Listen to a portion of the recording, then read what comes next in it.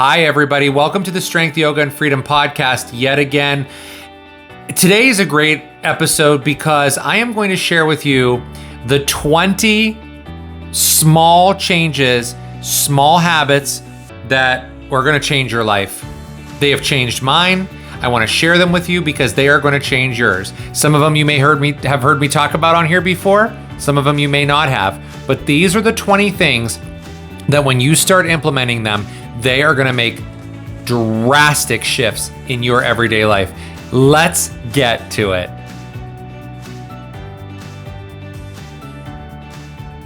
My name is Justin. Welcome to the Strength, Yoga, and Freedom podcast. That's right. This is the podcast where we use the philosophy of yoga one step at a time in a very practical and everyday way also to create happier days for our lives and really create more fulfillment, more purpose, and just a greater sense that we are going somewhere, that we have awakened, that we're conscious, we're not falling asleep all the time, right? So if you're tired of feeling like you are tired and stressed out all the time, you feel like you don't have enough time in your day, you feel like things are out of control, you feel like you're being manipulated, you feel like you literally need something different, you need some steps to take, this is the episode for you.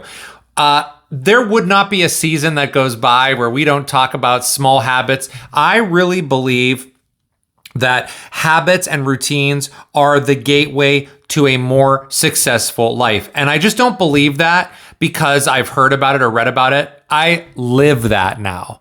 I am living these routines, and some of them are so annoying and boring, but I'm going to tell you what, they really make a huge difference in my day-to-day life, and I want to share them with you. So without any further ado, we are going to get started because I have 20 of them to share with you. Number one, read 10 pages of a book every single day. Now, I like to do this in the morning. Some people might like to do this on a break in the afternoon. Some people do this in the evening. If you read 10 pages of a book per day and you read for 365 days a year, you are going to be reading 3,650 pages of a book or of books every year.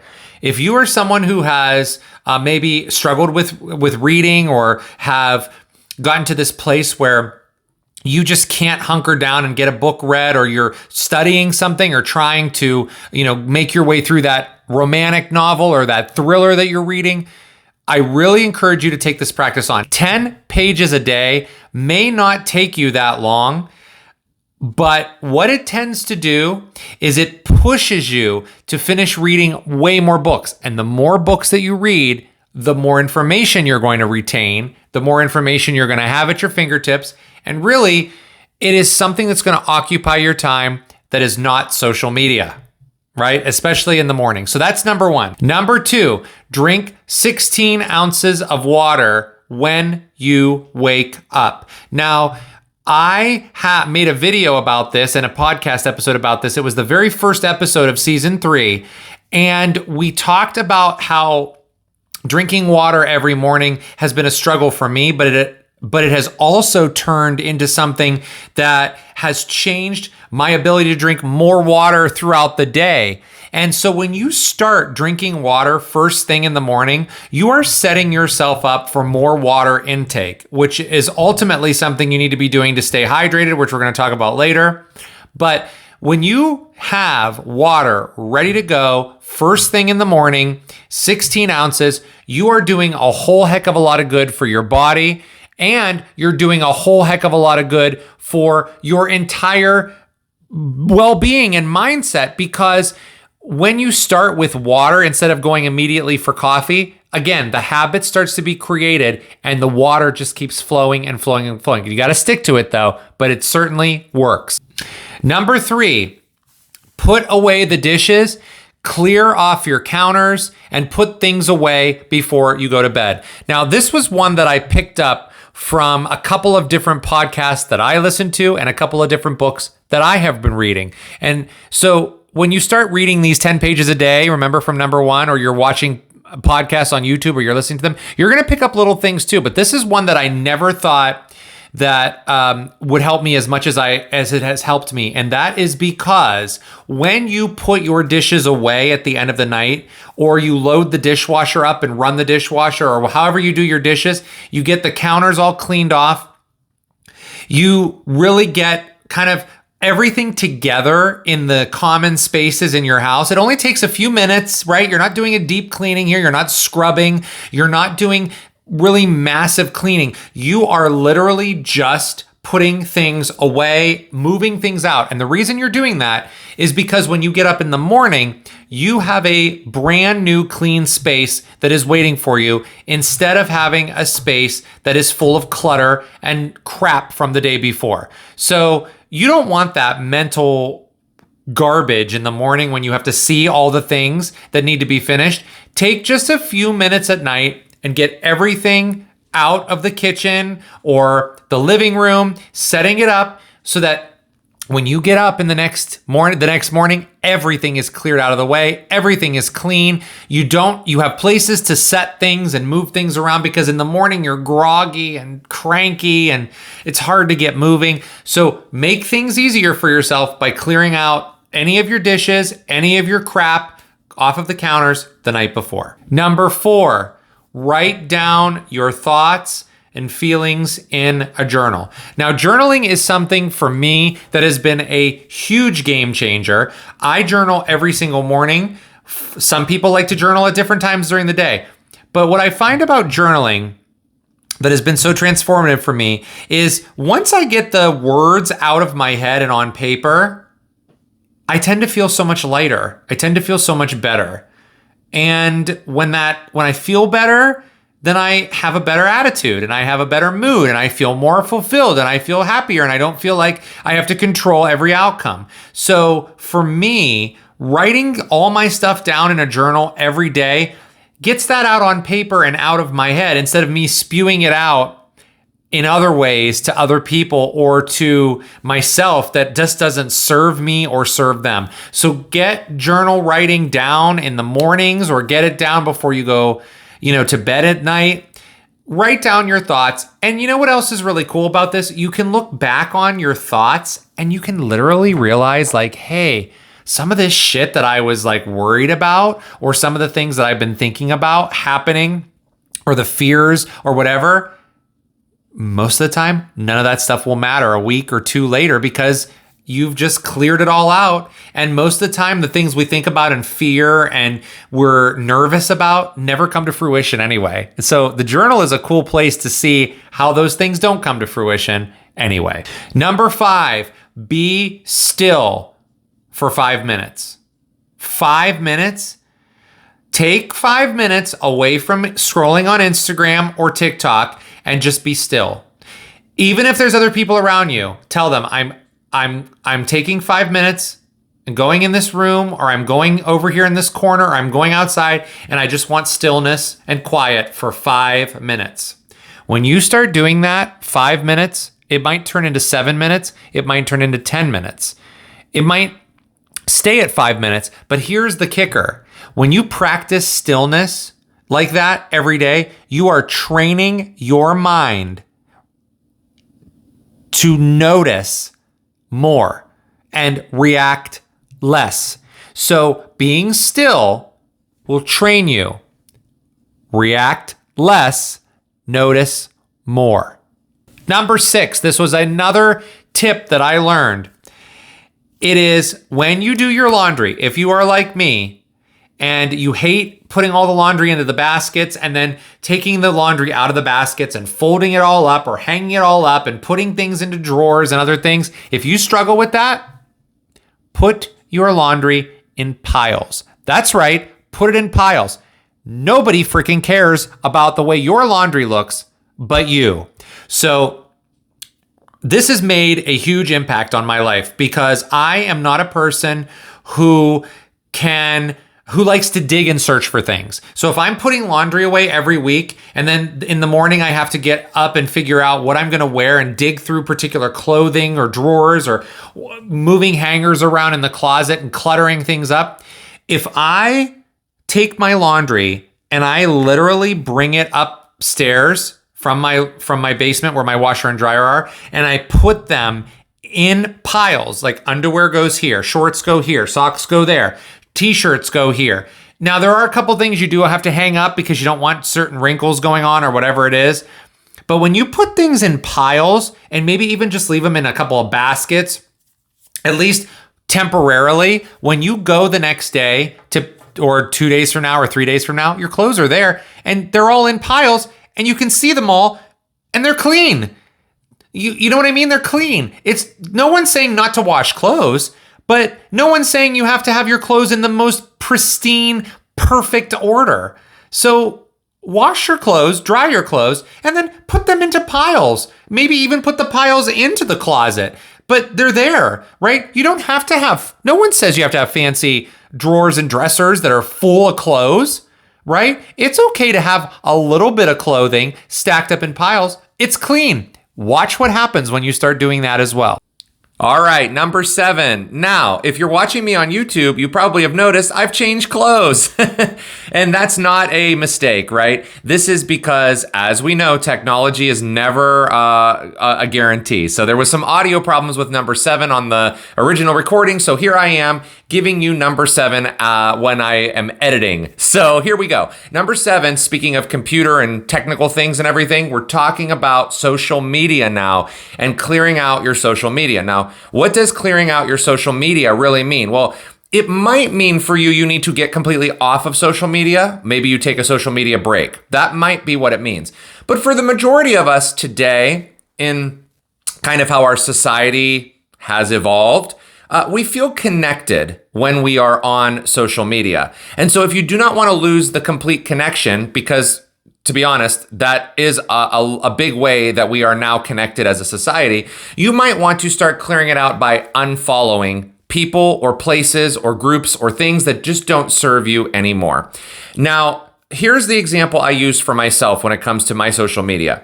I don't want to see anybody or anything or groups or places that don't make me feel good. It's not about what other people are doing. It's about how does it make you feel. So I'm not going to be the person who's going to watch what other people are doing and make nasty comments, trying to get them to either change their behavior or shove my opinion, which they didn't really ask for or was unwarranted, down someone else's throat. That's not my place or my business.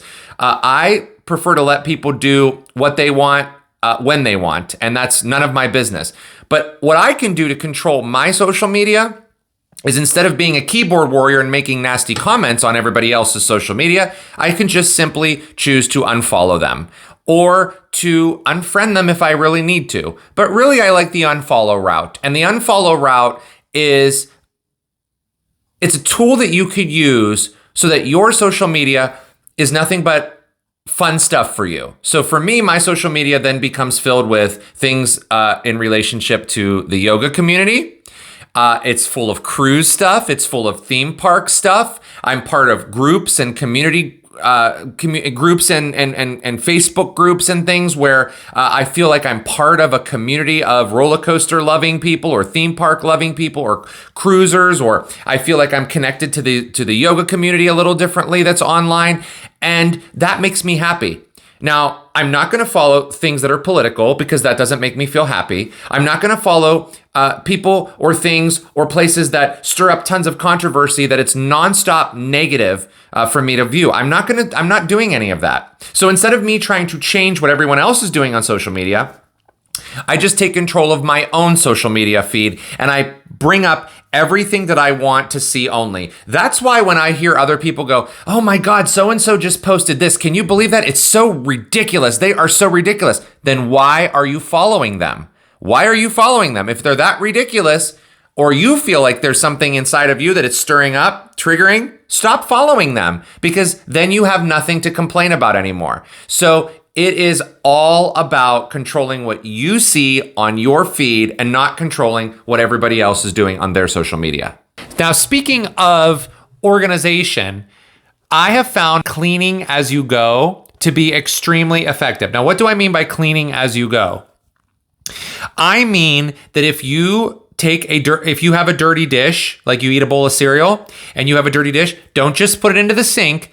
rinse it out and put it into the dishwasher, or take 2 minutes, wash it out and put it over there to dry. If you start a habit of doing that with dishes, you're going to do it with places like your car. You're not going to leave trash everywhere. Instead of throwing trash into those crevices of your car that are on the floor in the back seat, you start to notice, oh no, we're not doing that. This has a place. And once you start to understand and realize that everything has a place, as you go through your day and your days and your weeks and your months, you'll find that you're in this constant rhythm of just picking up after yourself and cleaning as you go.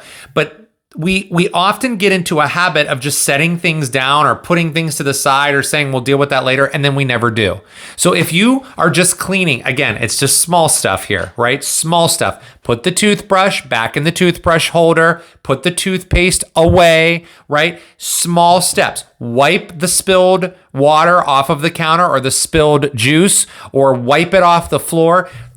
No one's saying you have to deep clean every single day, but clean as you go. Small steps, small. And I always go back to the dishes example. If you have a dish, this was a big life changer. Because I used to have a horrible habit, I'd put everything in the sink and then there it would sit, right? Now, if I have a dish, it's not allowed in the sink. It has to be put either in the dishwasher or it has to be washed and put over to dry, period. So that translates to everything else in your life when it comes to picking up after yourself or cleaning up after yourself. Number 9, as soon as you wake up, look outside. One of the first things you should do, look outside or go outside and connect with natural light. It does a couple things. Number 1, it wakes you up. Number 2, it gives you the ability to look at nature, which is beautiful. And number 3, it resets your circadian rhythm. You are telling your body it is time to get up. It is time to be awake. If you lay in bed with the curtains closed and the blinds drawn and no light coming in, but you're waking up on your phone and on social media, you are not training your brain or your body to wake up. You're just pushing away the inevitable. So it's important to open the curtains and look out there if it's cold, or step outside just for a moment or two and let the natural sunlight, even if there's clouds, let the natural feel of the air permeate your body. You are going to notice a huge difference. Number 10, we're halfway there. Stop comparing yourself to other people. I like to call this an imaginary race. I don't know what race you're running, this imaginary race. I've tried to run this imaginary race, and guess what it is? Awful. You are unique. You have your own way that you're going about your life. You have your own pace. You have your own set kind of rhythm, right? Your pace and your rhythm and your movements are different than someone else's, So again, going back to things like comparing yourself to other people with social media. Notice I keep using social media, and I have not yet said be on social media more. That is not one of these 20 tips, right? But what I have came in contact with and faced head on is that feeling that you always get when you're trying to compare yourself. Well, they have what I have, or what they have what I want, and I really should have that. Or they have, how do they have so much money? Why don't I have? And you question it, and you start to feel sorry for yourself, and you start to feel guilty. You got to stop that, because here's the deal. No one got what they really, really deserved without working hard. And note I said what they really deserved without working hard. Yes, sometimes things fall into people's laps. However, when that happens, you don't always see what's going on behind the scenes. When people just suddenly inherit a bunch of money or things happen, and I'm not saying this happens to everybody, but most of the time, it is the most fulfilling thing when you do all the work and you reap the rewards from the work. So do your work, stay on your path in your journey, not someone else's, and don't compare yourself to them, because then you're just going to be running this race that doesn't exist, because you're never going to win a race that does not exist. You are never going to win a competition against someone else who probably is not running that race with you. Number 11, stay out of workplace gossip and workplace drama. Now, what does gossip mean? Gossip means you are talking to someone else about how other people look, about what other people do, about how other people sound, about how other people behave. You are talking about someone else in a very superficial way, meaning you probably don't have a lot of proof as to why people are doing what they're doing. That's workplace gossip. There is a difference between gossiping and working out your problems about other people with other people. What does that mean? Well, if you're just standing around and talking about what someone said or what someone did or how someone looks, or you don't like someone's voice, or you don't like someone's glasses, or you don't like someone's hair color, or you don't like the way that they conduct themselves, and you talk about that with other people, that's idle gossip. But when someone has done something to you specifically, and you need to work through that. You need to work through kind of all right, I've got to work through some of this because I don't know, I feel hurt, I feel betrayed, I feel this, I feel that. Then it's time to perhaps talk to a trusted friend about what's been going on. But just idle chit chat about what people have done or what people are doing or how they look and how they operate is none of your business. Stay out of workplace drama, stay out of gossiping. And I'm using the term work because that's where you get into the most trouble, when you have to be in everybody else's business all the time. Stay out of that. You operate from your place of truth, not from what other people are doing. And grow up. Grow up. I'm just going to say it. Grow up. You're an adult.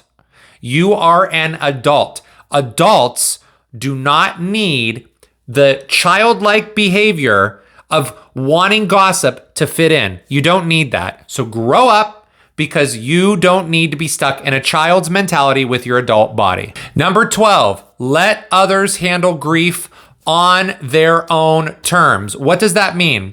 It means when someone experiences loss and now they're going to grieve, your role is not to try to fix them. Your role is to be supportive of them. Now, if you are not supportive and don't acknowledge it at all, that's a whole nother situation that will destroy relationships. So the least you can say to someone is, I'm sorry for your loss, or I'm sending you some love and prayers, or whatever it is, your way. And that's it. Let them grieve. If they need you, they can tell you. But if you say nothing, your relationship is going to be damaged. And if you try to control someone who's going through grief, your relationship could be damaged. So my advice to you is to really acknowledge the fact that other people are going to go through stages of grief on their own. Let them go through it. Don't try to intervene. Don't try to I know that your intentions might be, well, I'm trying to help. I'm trying to be there. You just saying, I'm sorry for your loss, I'm here if you need me, is enough. When someone is grieving, they're not worried about their relationship statuses. They are trying to process this loss. So let people grieve on their own terms. Number 13, stop explaining yourself to others. When you are acting as your true and authentic self, you owe nobody an explanation. For example, if someone asks you if you want to go out later and you say, no, I'm unavailable, and then they say, why? You don't owe them an explanation as to why. You could say, I'm simply unavailable. The less you explain, the more peace you will find. Number 14, take 5 to 10 minutes a day before you're going to bed and do something nice for yourself. What does that mean? Maybe read a book. Remember I talked about reading earlier? Maybe that's your time to read. Maybe you engage in some quiet, soft music and you relax. Maybe you'd have a little dance party. Maybe you take a bath. Maybe here's what I do. I lay on my acupressure mat. That's my time to completely allow my body to relax and to heal and to just be.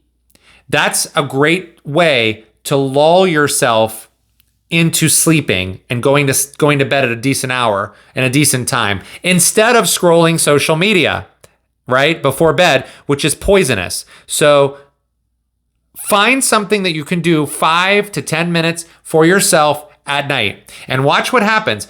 I started with a few minutes and now it's like 50 minutes before I go to bed. Now, some of you may not have the time to do all that. That's totally cool. But 5 or 10 minutes will make all the difference if you just pick something that's so valuable for you, so enriching for you, so soul-filling. It fills your cup. Find out what that is and do that 5 or 10 minutes every day. Number 15, put things in the same place all the time. If you suffer from ADHD like I do, your brain goes all over the place and you don't remember where you put everything and you lose everything. I lose my inhaler, I lose my keys, I lose my chapstick, I lose whatever it is. It's always lost and I'm always searching for it. Now my keys go in the same place every day, so I know this is where they are before I walk out the door. The inhaler goes in a certain place every day. The glass of water that I have to drink in the morning, remember that water? That's in the same place every day. If you find a little trick, a little place, a little hack that you can work your way into when it comes to putting things in certain places, you are going to notice so much less time finding things, so much less time searching for things, playing hunt and seek and find. Everything will be in its place. If you have a hard time with this, it's time to start getting honest with yourself and say, hey, look, I have a hard time with this. I have a hard time with this. I have a hard time finding anything, but it's not anybody else's fault that I have a hard time finding it. It's my responsibility to cultivate habits that are going to yield me the best results. They might not yield you the same results, but it's my responsibility. And again, these are tips and advice. It may work, it may not. But for me, this has been a life changer. Keys are always in the same place. Inhaler's always in the same place. I don't stick things around in certain places where they're going to get lost anymore. Number 16, if you are working your way towards a goal and you're building something for yourself and you're starting to get serious about the life that you want, you are going to prioritize one thing per day that is going to drive you in the direction of that goal. So if you are looking to build a business, then you need to be doing one thing per day that is going to push you towards that goal. That is not something that I made up. That is not something that other people have made up. That is a proven fact.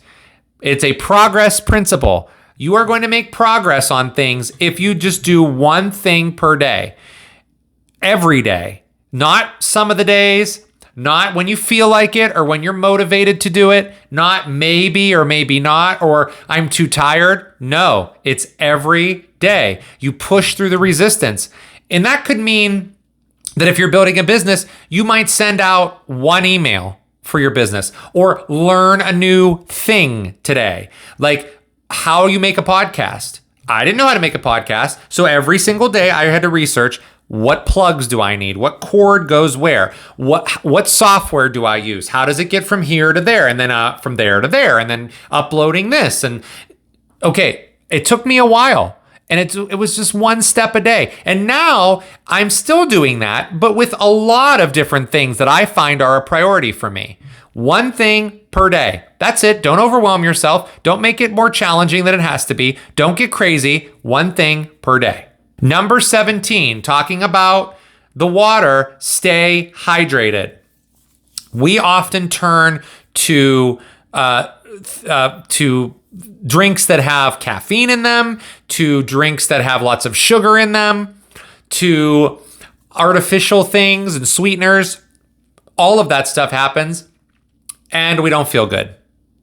We also turn to alcohol often. So it's very important to be hydrated every day. Drink your water. How can you drink more water? Start with your water in the morning. When you set yourself up with that 16 ounces of water in the morning, suddenly you're just going to naturally feel like you need more water throughout the day. And you're going to be drinking it and drinking it and drinking it and drinking it. I can't tell you, I drink so much water. I am constantly in the bathroom now. I never thought I was going to be a water drinker, ever. I struggled with drinking water. Oh my God, all I did was complain about water drinking. I never, ever could drink water. And now I do, because I know that hydration is so important. If you're dehydrated, that's why you feel dizzy. That's why you probably feel like you don't have any energy. That's why you feel like you can't focus. That's why you feel like you have aches and pains. You need to be drinking water. So drink the water, stay hydrated. This next one can be challenging for a lot of people, and that is this, number 18, exercise. What does exercise really mean, that word? Well, it might mean that you do a full hour-long workout, or it might mean you take a 10-minute walk. Some form of exercise is very important every day. It might mean you do 25 crunches. It might mean that you do a plank. It might mean, again, you do that little walk that's 10 minutes. It might mean you're walking your dogs. It might mean that you're on the treadmill for 10 minutes. It doesn't matter. But do something for 10 minutes a day that gets your heart rate up a little bit, not just stretching. Listen, I know people that go, I stretch, so I've exercised. No, you haven't. Stretching is great for you. Stretching is important. Stretching is critical. Stretching, though, is not exercise. Exercising is getting your heart rate up. That's the goal of exercise. So if you can do that for 10 minutes a day, you are going to feel so much better. And 10 minutes turns into 20, which turns into 30, which turns into 60. Do I do 60-minute workouts 7 days a week? Nope. Do I do them 5 days a week? Probably. But the other 2 days, I'm doing something else that will replace that hour-long workout. Exercising, critical. Number 19, set boundaries, either with yourself or with other people. If you know that you have to get to bed earlier, then you need to set a boundary with yourself. If you know that you are tired of being spoken to like you are, a child who's being disciplined when you're a grown adult by your partner, by your parents, by whomever, you need to set boundaries with those people. If you are tired of your job and all you do is bitch and whine and complain about your schedule and your job and the tasks that you have, then start to set boundaries about how you show up at your job and what you need to do to get a new one, or change what you do inside of your job, your responsibilities. Boundaries are not meant for other people. They are for you. You are to set boundaries for you and your life and how your world is going to be a better place, because you are telling the world, this is what I will and this is what I will not tolerate. And listen, you are going to have people in your life who hate that you have set boundaries. They will hate it, and they will turn their hate of the boundary against you, which is called gaslighting. And it's also a form of manipulation. So be aware, this is going to happen. However, you can set a boundary with yourself and say, I don't care if so-and-so doesn't like my boundary. This is what helps me keep my peace and helps me live a healthier life. That's what's important. And finally, number 20, get your freaking sleep and get your rest. The hustle culture, folks, is garbage. It's such garbage. It is a lie that you are being fed, that you need to hustle to the point of exhaustion and not get your sleep and, work all hours of the night. That's all bullshit. The most productive people, the most successful people, truly successful. I don't care what it looks like. Truly successful people are able to balance their rest with their activities. You cannot be a productive person if you are not getting your rest. That means get your sleep. That means get up when the alarm goes off so that you're not putting yourself into, these states of sleep where you hit snooze and then you drift back and then you wake back up and you're in this sleep inertia crap. No more. Get your sleep. Wake up and move. Go to bed at the same time or around the same time every day. Create these routines. It doesn't matter what your job is. It doesn't matter. You can create a routine that works best for you when it comes to balance. That might also mean that you need to take time off of work or take vacations or take an extended weekend or whatever it is every so often. Because when you don't do that, you are going to feel burnout, and you are not beneficial to anyone when you are burnt out. And we know this. And you know this, and I know this. So forget the hustle culture. If you're doing one thing a day, every day to get to your goals, you are hustling, quote unquote. So take the time to balance and to rest. So I hope that these 20 tips have helped you. I hope you've taken something from them. I just love creating videos about and episodes about moving your life in a direction that serves you by creating healthy habits for yourself. These healthy habits are going to keep you from laying around on the couch playing video games all day, controlling other people, worrying about where everybody else is, worrying what everyone else is doing, asking questions of other people that are none of your business, gossiping, complaining, These things help you get rid of all those habits that don't serve you or serve anybody else, and will help you grow into a person who is full of meaning and purpose, because that's what you deserve. You deserve all those things. And I will see you all in the very next episode of this podcast.